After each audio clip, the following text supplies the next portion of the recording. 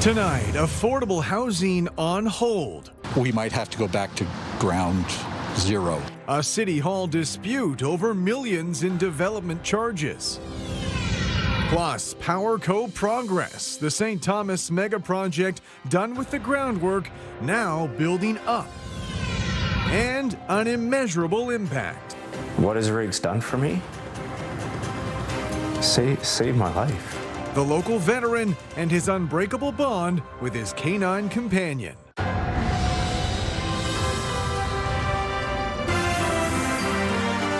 CTV News with Carlyle Fiset. Good evening. Thanks for joining us. A highly anticipated affordable housing project now faces financial uncertainty, caught up in a city hall dispute over millions in development charges. It's meant to house newcomers to Canada, and as Daryl Newcomb reports, time is of the essence to get the finances sorted. We're hoping to provide some stability to this neighborhood. The Cross-Cultural Learners Centre has spent 5 years planning this 24-story residential building for newcomers to Canada in the Old East Village. More than 30% of the units will be affordable housing. 22% will be fully accessible. But the project suddenly faces financial uncertainty because of a dispute with city staff about a policy that waives development charges on affordable housing. City staff has recommended that only a portion of the units in the project should be approved for abatement of the development fees. What would that mean for this project? About a $3 million hole. According to a staff report, quote, a technical reading of the Development Charges Act requires that the full exemption be applied only to nonprofit corporations whose primary objective is to provide housing. City staff argue the CCLC's primary objective is not housing. So based on the city's calculations, 75 affordable units would have DCs waived, but 138 market rent units would still require a $3.1 million payment. I think it's super important, right, to have that building there, to have all those feet on the street. Councillor Susan Stevenson suggests the situation results from city staff having to take a technical approach to development policies. But it is within committee and council's purview to, notwithstanding that policy, to grant the full DC exemption. And this dispute over development charges with City Hall comes as the project faces significant deadlines that must be met to ensure it breaks ground on schedule. Lang says negotiations are currently underway with the Canada Mortgage and Housing Corporation about providing a loan to cover the vast majority of costs. This might affect our negotiation with them. We've been dealing with them for several years, and the challenge is we might have to go back to ground zero. CCLC will appeal the development charge decision at City Hall next week, seeking a full waiver. In the event the appeal is unsuccessful, Councillor Stevenson will look to her council colleagues. I will have an alternate motion ready that grants the full DC exemption as was planned. Daryl Newcomb, CTV News. Provincial police say they're investigating a fatal crash near Cortland. Police say only one vehicle was involved on Highway 3 last night, temporarily closing the road for their investigation. They say the driver was a 36-year-old from Norfolk County, and they were pronounced dead at the scene. A physical building is starting to take shape at the PowerCo site in St. Thomas. The company released this video today along with a statement saying the project has moved into vertical construction across the 350-acre site. According to PowerCo officials, hundreds of local tradespeople have worked on the project so far. The $7 billion manufacturing facility is expected to open next year, producing batteries for Volkswagen electric vehicles and employing up to 3,000 skilled workers. A new short-term rental bylaw is now in effect in Central Elgin. Officials say it's meant to address the annual summer tourism boom in the beachside communities, as well as the influx of those specialized tradespeople coming for the PowerCo site. Brian Bicknell reports. Property owners who rent out units for 28 days or less now have to be licensed and registered with the municipality. There's a one-time application fee of $300 along with an annual license fee of $650. The municipality says costs are revenue neutral and cover administration and inspections. So our fire code, the building code, and other aspects of municipal bylaws that help to ensure that those who stay in these units are safe and that neighbors are respected as well. Central Elgin says it will begin with an education campaign before enforcement. Fines for violating the bylaw range from $300 to $1,000, depending on the violation. Between 200 and 250 units are expected to be licensed during the peak summer season.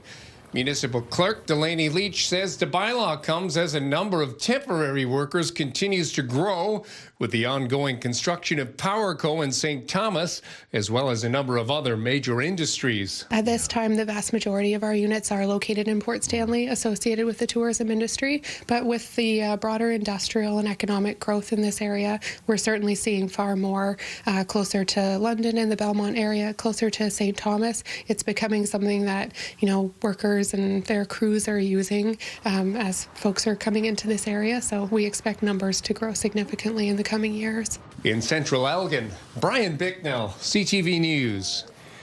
Bruce County officials are warning residents about an ice jam in the Saugeen River that could let go. According to the Saugeen Conservation Authority, warm temperatures and rainfall could cause the ice jam to let go. Officials say anyone upstream from the jam should keep their distance until it melts or moves out. Good evening, folks. I'm meteorologist Gary Archibald for CTV News. A massive plume of warm air. It's in place right now. Temperatures have soared, but they'll continue to get warmer for tomorrow. Daytime highs could be in the teens, and we're contending with this significant rainfall event. The push behind this front is going to be significant, where we could see some thunderstorms rolling right out of the heart of Illinois, working its way to Michigan, eventually get into southwestern Ontario through the overnight. The overnight, you could wake up to some thunder and definitely some rain showers for the morning commute. I'll break down what you need to know and see if this warm trend, perhaps record-setting for tomorrow, continues into the weekend. Carlyle? Thanks very much, Gary. The father of a 15-month-old boy whose death is at the center of a manslaughter trial faced hours of questioning today from the defense, suggesting he was trying to sway police and how they were investigating the case. Nick Paparella reports. Kent McClellan spent a second full day on the stand at the manslaughter trial looking into the death of his 15-month-old son, Nathaniel. During cross-examination, the defense wasted little time, suggesting that in the months after the toddler died, McClellan was trying to convince investigators to put out another news release stating he and his wife weren't suspects in the case. I wanted the public to know the parents have fully cooperated. He went on to say, I would have liked them to let the public know that I wasn't a suspect. However, he admitted that he knew officers wouldn't have done that. McClellan said that with no arrests in the case more than a year after the death, he was getting approached by people in the community wondering what was going on. I wanted the public to know that this was an ongoing and active investigation. After dying from a head injury in the fall of 2015, it would take years for police to eventually charge Nathan's babysitter, Megan Van Hoof. The 46-year-old operated a home daycare in Strathroy at the time and has pled not guilty. The trial, which started in September, has had a number of delays with scheduling. The court has heard that 15 more days may be needed, and it could last into April, May, or June. Nick Paparella, CTV News. Tensions are high in Minneapolis after yesterday's fatal shooting by a federal immigration agent. The head of Homeland Security insists the agent acted in self-defense, but that's an interpretation many are taking issue with. With more on the fallout and the latest on the investigation, here's Joy Malbin. ICE go home! ICE go home! Tensions are high in Minneapolis. Armed, masked ICE officers using pepper spray and what appears to be gas on protesters outside of a federal immigration building. What did he do? Demonstrators demanding ICE get out of their city after the fatal shooting of 37-year-old Renee Good, a mother and American citizen. I watched in absolute horror as I saw a woman who was clearly trying to get away, gunned down. Homeland Security says Good was blocking ICE agents with her SUV on disturbing video from several angles. No! She backs up. Agents shout and grab the door. She drives forward. As the car turns, shots are fired. You're not there. Even before an investigation, the Trump administration, even the president himself, declared the shooting was justified, telling the New York Times Renee Good had behaved horribly. The vice president quickly blamed the mother, insisting a paid network of far-left radicals are responsible. What young mother shows up and decides they're going to throw their car in front of ICE officers who are enforcing legitimate law? You've got to be a little brainwashed. As mostly peaceful crowds marched, state and local officials blasted the Trump administration, saying the FBI has cut them out of the investigation. People in positions of power have already passed judgment. It feels now that Minnesota has been taken out of the investigation.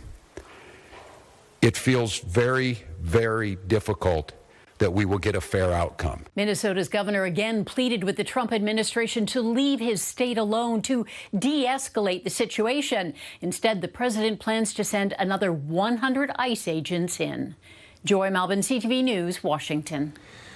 Bruce County officials have released a 10-year housing plan. County Council has received a report laying out plans for more than 4,000 new homes in the coming decade.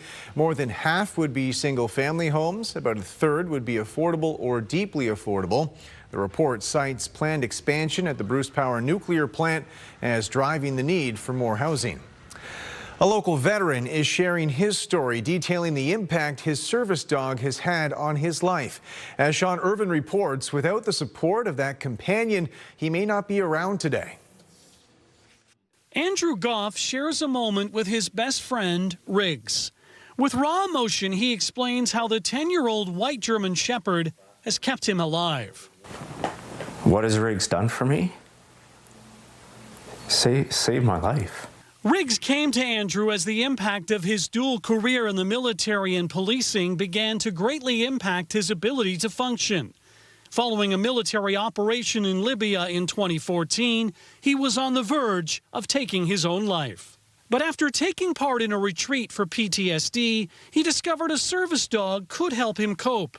Riggs arrived a year later.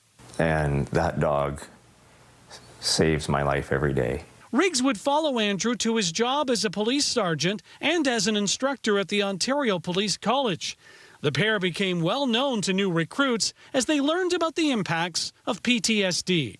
I believe has changed their perspective to the point where not only will they care about the community and the public more, but also create a baseline for themselves. Some of those recruits and a dozen first responders from across the country are part of a charity Riggs inspired.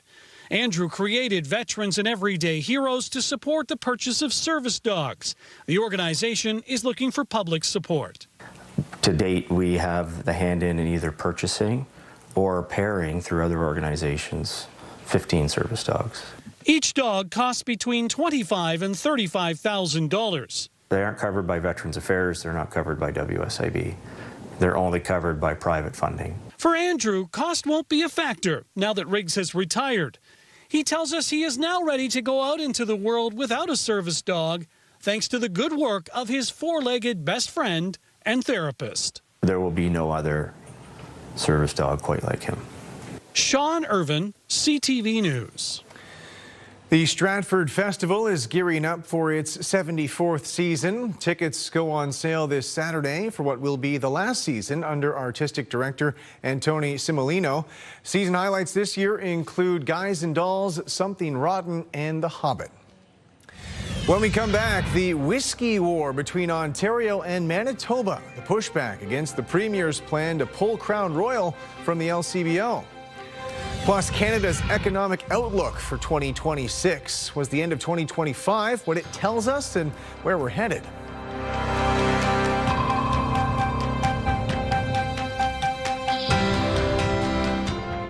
Download the CTV News app and stay on top of local stories as they unfold. We begin tonight with Ontario's latest. Customize your feed and watch live wherever you are. ctvlondon.ca, your home for news.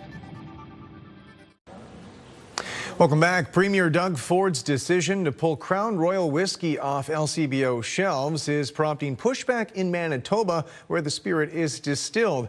As Chris Campbell reports, there are concerns over unintended consequences that would hurt more Canadian workers. Ontario's decision to remove Crown Royal from LCBO shelves is making waves well beyond Queen's Park. They know it's going down to Alabama. So whatever we're producing here in Ontario, they're going to make up the difference in Manitoba or Quebec. So I got to protect Ontario. Premier Doug Ford's decision to clear the shelves comes after Diageo announced it would shut down Amherstburg's bottling plant, putting about 200 workers out of a job and moving operations stateside.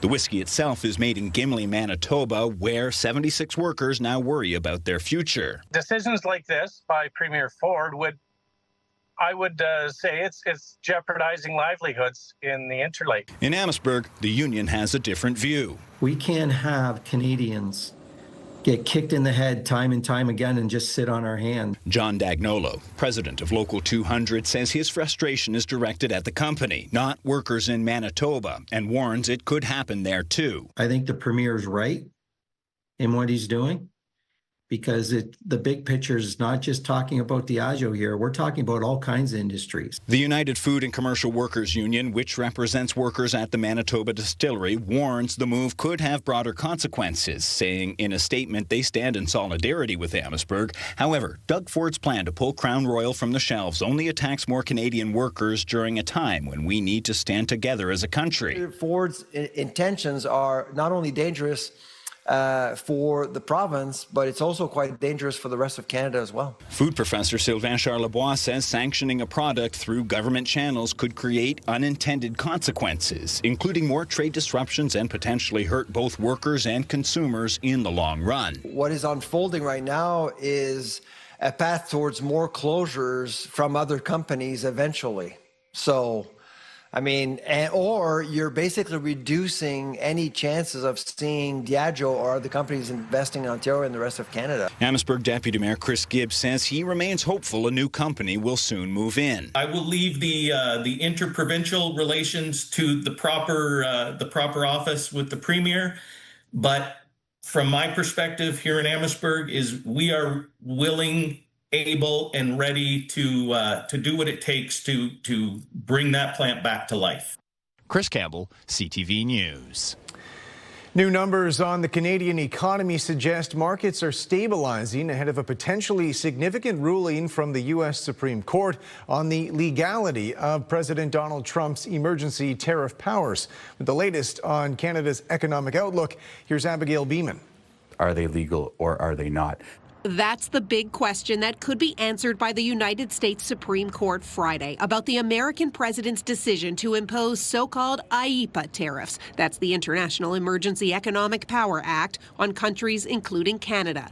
This trade expert says impacted businesses should make sure to keep all paperwork. Will the Supreme Court say that those tariffs that have been collected, if they are in fact illegal, then what happens to the money that's been collected to date? If it's supposed to then go back to those who it has been collected from illegally, then our clients and businesses in general will be looking to see some of that money refunded. There's not a lot of optimism about a likely messy refund situation. Meanwhile, new numbers from October show Canada recorded a smaller than expected trade deficit overall. The big takeaway is that things are kind of not moving all that much with the U.S. in terms of overall trade. They're kind of in a holding pattern. What we saw in contrast is that exports were through the roof for non-U.S. countries that we're sending goods to. Donald Trump is still extolling the virtues of tariffs, posting Tuesday, "Thank you, Mr. Tariff. Pray that the United States Supreme Court allows our country to continue its unprecedented march toward unparalleled greatness." I think that the U.S. administration is going to continue to impose tariffs, irrespective of the outcome. The Supreme Court's decision could also send a broader message about the American president's power. Is the Supreme Court going to signal that even though there are other potential tariff legislation in the U.S. that the president could use, that maybe those are not going to be good either? The Canadian government isn't saying much about the expected ruling. A source tells CTV News they are letting the judicial process follow its course and will continue to get ready for the upcoming free trade review. Abigail Beeman, CTV News, Ottawa. The Elgin County Railway Museum is closed. Officials say it's temporary because of structural issues with the building, and there's no timeline for reopening. Lauren Stallone reports. The Elgin County Railway Museum announcing Wednesday afternoon a temporary closure.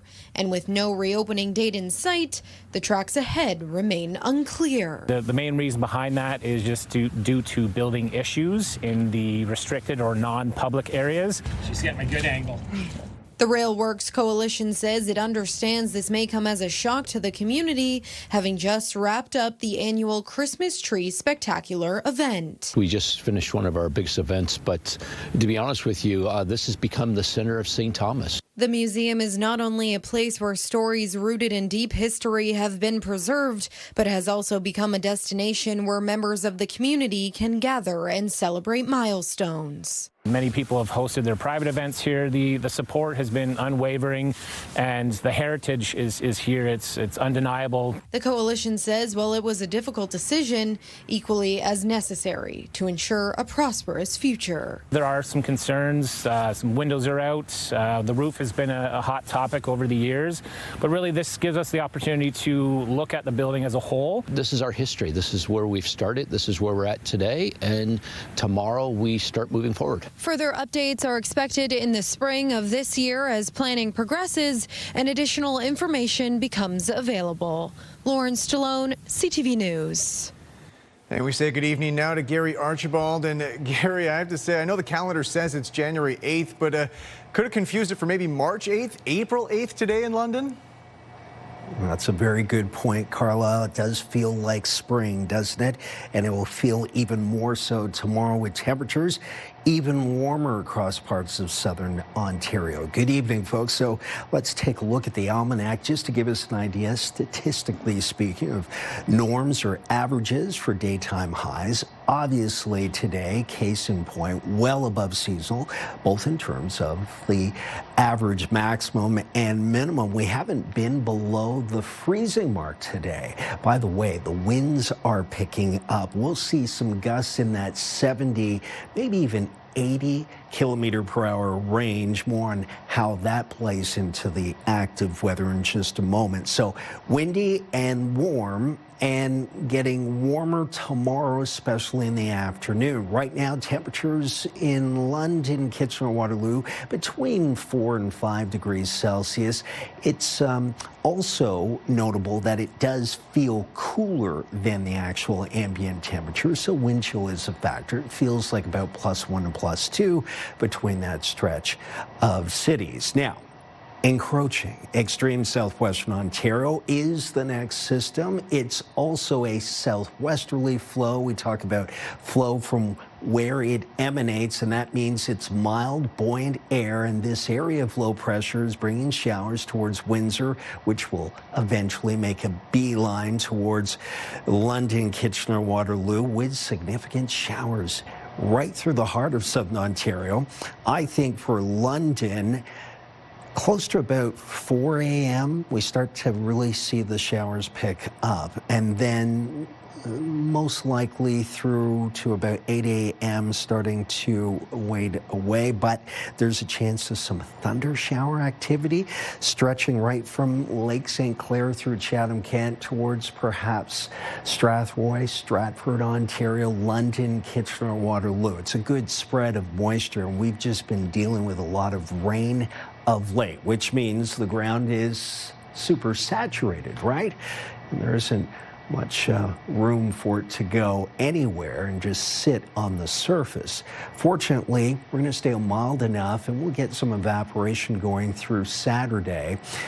Tonight is going to be a mild one. We are stable in terms of temperatures. The anticipated overnight low stays above the freezing mark. at 6 degrees. Would normally be closer to -9. So here's the next 7 days. 11 degrees tomorrow. Some areas of southwestern Ontario could see records broken for daytime highs and low. Early morning showers between 3 and 8 a.m. Maybe even hearing some rumbles of thunder, and then more shower activity, but much cooler Saturday into Sunday. We'll get into more seasonal values Sunday, Monday, Tuesday into the minuses for daytime highs, and Thursday, Friday next week. At this juncture, we're going to take a huge nosedive and be well below seasonal. So if you like the warmth, enjoy it now. Windy tomorrow in the Midwest, 10 degrees Celsius, then 0 -3. That's quite a departure within 72 hours in terms of highs becoming, well, going from well above the freezing mark to sub-zero. And then flurries, maybe even a wintry mix of rain, freezing rain, ice pellets, and just some wet snow as we head towards Sunday, Monday, Tuesday, Wednesday of next week. It's an incredible forecast to be able to call, but that's how it's shaping up. Carlyle? Gary, thanks very much. Still ahead, record prices for new vehicles. What's driving them higher and whether buying used is any more economic. We'd love for you to join the Early Risers Club. If you are somebody who wakes up early before it feels like anybody else is out of bed, let us know every single morning over at Pure Country 93 on Facebook. Let us know who's up and what's up, and we could shout you out on air.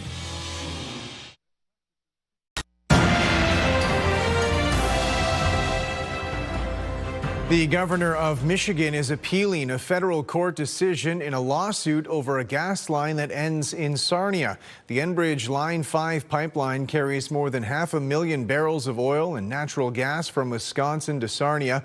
It's operated for more than 7 decades. In recent years, several Michigan officials have raised safety concerns over the line, citing incidents where it was damaged and potential environmental liability. However, to date, the company has not reported any leaks. A new report on Canadian air travel shows airlines scaling back flights to the U.S. in the past year, increasing flights elsewhere. Figures from an aviation firm show carriers increased service to the Caribbean and South America, 20% for Air Canada and 80% for WestJet compared to the year before. The numbers also suggest airlines will continue reducing U.S. flights as much as 15% more early in 2026. WestJet is rolling out a new seating plan on flights with reduced legroom. As Heather Wright reports, that means some passengers are feeling squeezed. Dad, can you just straighten out your legs there? Impossible. Economy class isn't known for its expansive legroom, but recent changes to some WestJet planes have some customers saying the airline has gone too far. It was shocking to get in there and then have my dad, who is 6'3", so he's tall, but not like abnormal human height, physically not be able to fit in the seat. Mom, how about you? Amanda Schmidt posted this video to social media showing just how cramped their WestJet flight from Edmonton to Toronto was. You can hear us joking and laughing in the video because it was like, it felt like a joke. But the Schmidt family says not only were they uncomfortable, they also felt unsafe. In the fall, WestJet announced a new cabin configuration to offer different prices for seat selection and says the changes were rigorously tested and comply with all safety standards. The airline says the new configuration allows the carrier to keep airfares low. To continue to do so, we need to try new products. These aircraft accommodate an extra row by varying seat pitch between 38 and 28 inches. But some passengers say just because an airline can reduce legroom doesn't mean they should. It's gotten worse, actually. Yeah. No, we were very uncomfortable flying out with them.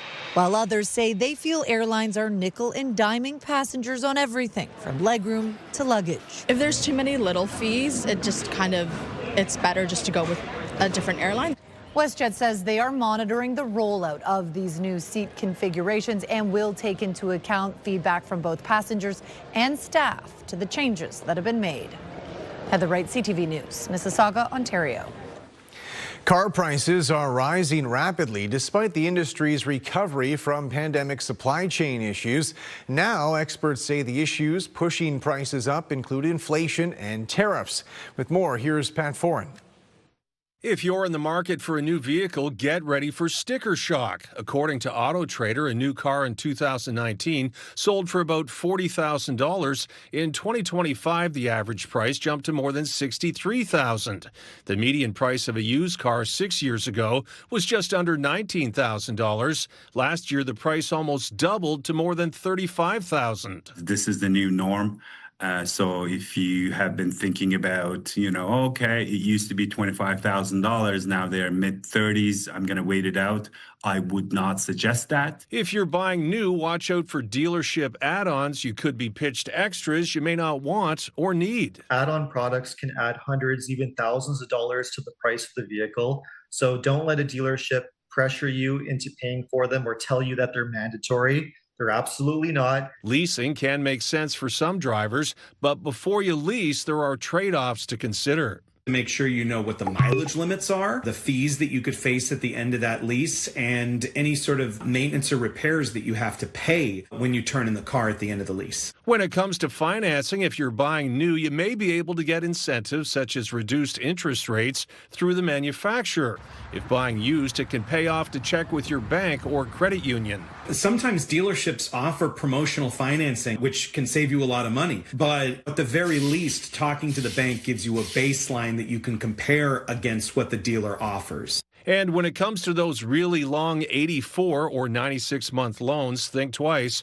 The monthly payment may seem lower, but interest can drive the overall cost much higher. The rate you're paying off the vehicle is far too slow, and the vehicle is going to depreciate faster than the rate you're paying it off. Whether you're buying new or used or leasing, don't feel rushed into signing a contract. There is no cooling off period when purchasing a car.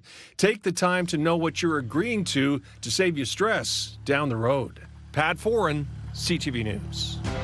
The TSX gained more than 240 points today, helped by gains in the energy sector. In New York, the Dow rose to 70. The Nasdaq fell a little more than 100. The Canadian dollar is down about 1/5 cent. On commodities, gold fell $1.80 an ounce. Oil jumped $1.77 a barrel. Coming up, sitting unsold, the major drop in movement in Canada's biggest real estate markets. Welcome back. Home sales are slowing in some of Canada's biggest markets. With more on the factors keeping pricier properties on the market longer, here's Adrian Gobriel. These are some wild numbers, aren't they? Wild, wild numbers. Wow. Wild and worrisome. Imagine how many more people there are here now than there were 25 years ago. Yeah, these are spectacularly low numbers. You have to go back to the year 2000 to find Toronto home sales lower than they are right now. In 2021, sales peaked at more than 127,000.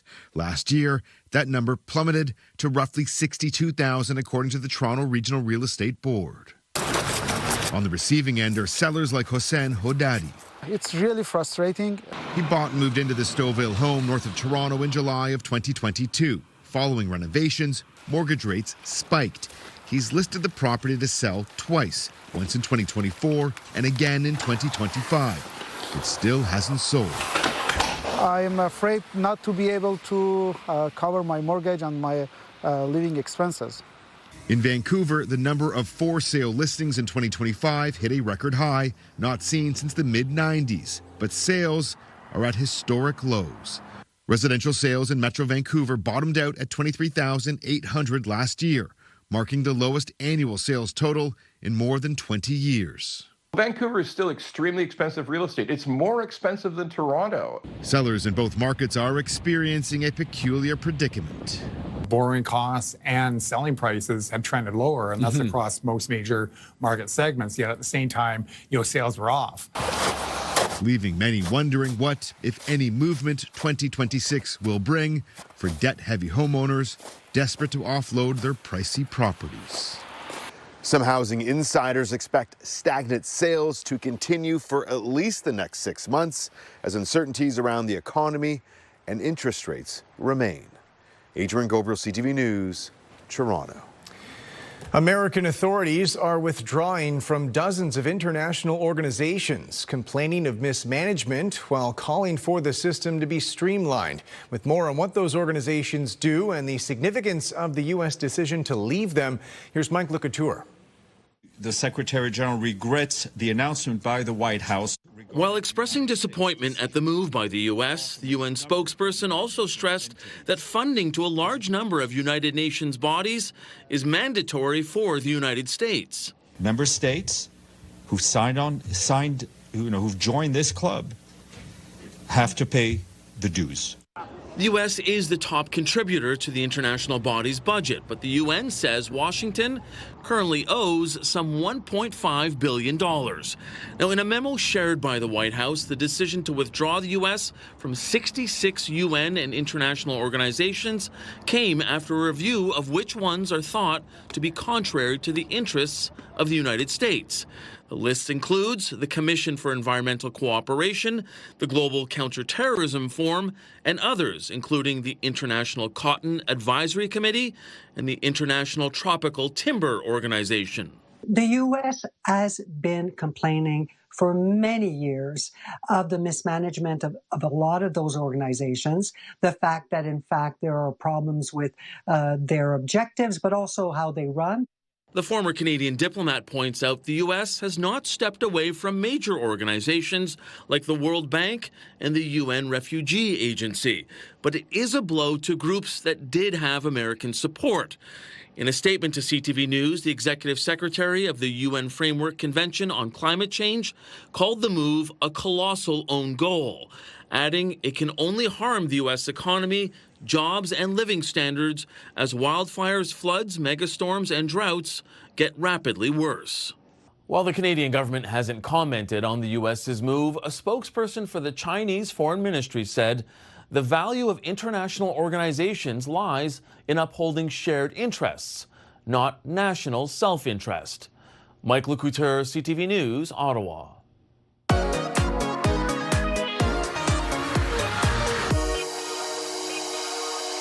Welcome to this week's London List. I'm Rita Ismail. Happy New Year. I'm joined by KP from Virgin Mornings. Now, KP, a brand new year. The London Knights are in town. Back-to-back games this weekend. They are. So bust out the green. We've got a 7 o'clock game on Friday at Canada Life Place as the London Knights take on the Brantford Bulldogs. Back at it on Saturday, and they're taking on the Erie Otters, and that puck drop starts at 4 o'clock. Go Knights, go. Of course, this time of year is always a bit of a struggle for parents trying to figure out what to do with the kids now that the holidays have subsided. We have skating, and we still have a bit of magic at Victoria Park. We do. So I've actually been lucky enough to test out kind of both places with the kiddos, and they were like a huge success. So Victoria Park, that skating continues with the lights. They're still on until the 16th of January, which is so fun. Go at night. It was a beautiful night. The snow was falling. It was like a Hallmark movie. Yeah, I was thinking that in my head as you were saying. So good. It was so good. And it's free. And then, of course, Skate the Trail, that continues at Storybook Gardens. And so they flood basically the path at Storybook, and you skate around in one big circle, and it's so beautiful, too. And the kids absolutely loved it. And I think it's refrigerated, so even the crummy weather we're having with the rain, they're going to be able to maintain it. Yes. So get out there and enjoy Storybook Gardens Trail. One for the parents this time of year is one of my favorites. It's been rebranded this year. Yeah, so it used to be the London Food and Wine Show, the same show that you've known and loved for almost 2 decades. It's now Taste X. So it's Taste X. So you go and it's just this big expo of like delicious food. They've got drinks, they've got mocktails, they've got all sorts of pairings. It looks so yummy, and it's happening Friday and Saturday. And I love that they thought about those folks participating in Dry January with their mocktails. Right. Because that's a big thing this time of year. And finally, a little bit of culture and dancing. 2 of my favorite things. Yeah, this is happening at 100 Kellogg. It's at Beer Kitchen on Sunday afternoon at 3 o'clock. You're encouraged to wear bright colors and running shoes as you learn a Bollywood dance workshop put on by the London dance community. So really fun if you're into trying some new dance moves. This is definitely one for you. I love it. One of my favorite things. Thank you so much, KP. That's it for this week's London List.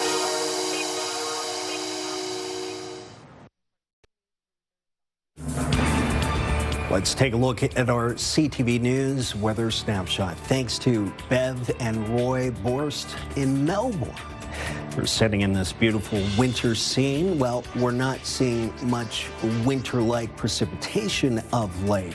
And in fact, we will continue to see this surge of warm air raising temperatures well above the freezing mark, well above seasonal averages for daytime highs and lows. And you'll note it won't last for very long. Much colder temperatures anticipated, especially for Sunday morning through to early next week. Today marks the 6th anniversary of the Ukraine International Airlines flight that was shot down over Iran. Families of the victims held a ceremony today in the Toronto area. Events were also planned in Windsor and Vancouver. Iranian officials shot down the plane minutes after it took off from Tehran on January 8, 2020. All 176 people on board, including 4 Western University grad students, were killed. Canadian leaders have vowed to hold the Iranian regime accountable for violating international law.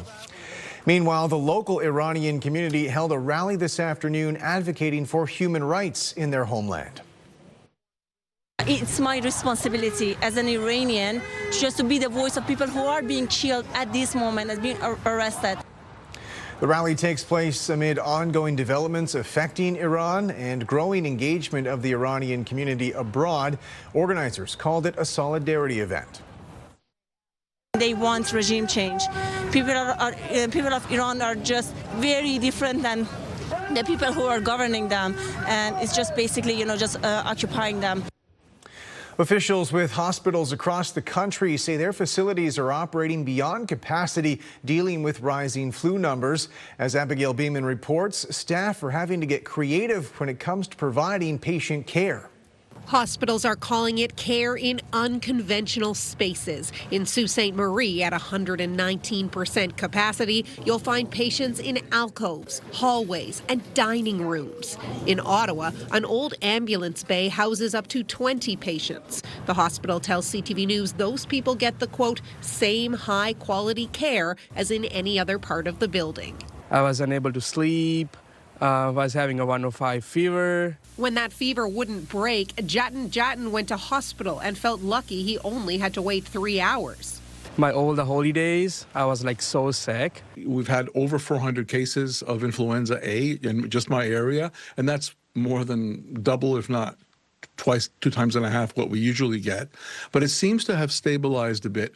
We don't have a detailed picture nationally due to a holiday break. The Public Health Agency of Canada, though, says as of December 20th, the percentage of positive tests jumped to 32.4%, up from 28%. But that weekly jump shrunk from previous weeks, and the peak may be behind us. We should be expecting a decrease in cases, and that would likely result in a decrease in hospital admissions, a decrease in ICU cases. For now, numbers are still high, like in the London, Ontario area, where 15 people died from the flu in the last 4 months, compared to 0 in the same period last year. Experts say it's still not too late to get that flu shot. Even if we clear this spike, a second one usually comes in the spring, and this year it's predicted to be a little earlier than usual. Abigail Beeman, CTV News, Ottawa. A new study is showing just how quickly weight gain can return when someone goes off medications like Ozempic. British researchers found patients who stop taking those drugs can put the weight back on 4 times faster than after diet and exercise. The researchers say this is mostly because so much weight is lost in the first place compared to diet and exercise. The drugs have been found to help people lose between 15 to 20% of their body weight. The study says people who stop taking the drugs gain back about 22 pounds within a year. Tonight, this to me is the future. The Made in Canada machine built to swim, climb, and cut through snow and ice. Why a disaster relief group says this will revolutionize rescues. We've got one and I want more. Tonight on CTV National News and watch on Crave. Welcome back. A Canadian-made drama about a hockey player romance has become an international sensation. In just a matter of weeks, the global hype over heated rivalry has exploded. With more on the show's success, here's Heather Wright. Hudson, welcome to the show. Heated rivalry. Hudson Williams sat down on The Tonight Show with Jimmy Fallon last night and cracked a Canada Dry. His heated rivalry character's beverage of choice and a reminder of where one of the biggest shows on the planet comes from. Is it sinking in how big this show is? No. Showcasing the two most talked about prospects in the world. Heated Rivalry, the breakout show about hockey rivals that develop an off-ice romance, debuted last fall, winning praise for its heartfelt depiction of LGBTQ2S+ relationships and sparking discussions about representation in both TV and sport. To have this kind of a romance story portrayed inside the context of men's professional hockey at the highest level, I think will have an impact. The show has exploded in popularity, the talk of group chats in Tinseltown. You guys made amazing, original shows that everyone couldn't stop talking about until that gay hockey show from Canada came along. And go ahead, Connor. The show is an all-Canadian export, based on a book by a Canadian author, set in Canada, filmed in Canada, and produced by Crave, a subsidiary of Bell Media, which also owns CTV. Film critic Richard Krause says Heated Rivalry is an example that Canada can be more than just Hollywood North. We're not just a production house for Hollywood productions to come here and shoot things. We can generate shows that can find a global audience. Heated Rivalry has been picked up for a second season. That is the good news for fans. The bad news is that season 2 is not set to be released until next year. Heather Wright, CTV News. That's it for us. Thanks for watching. For your latest local headlines, you can always head to our website. For all of us at CTV News London, I'm Carlyle Fiset. Have a good night.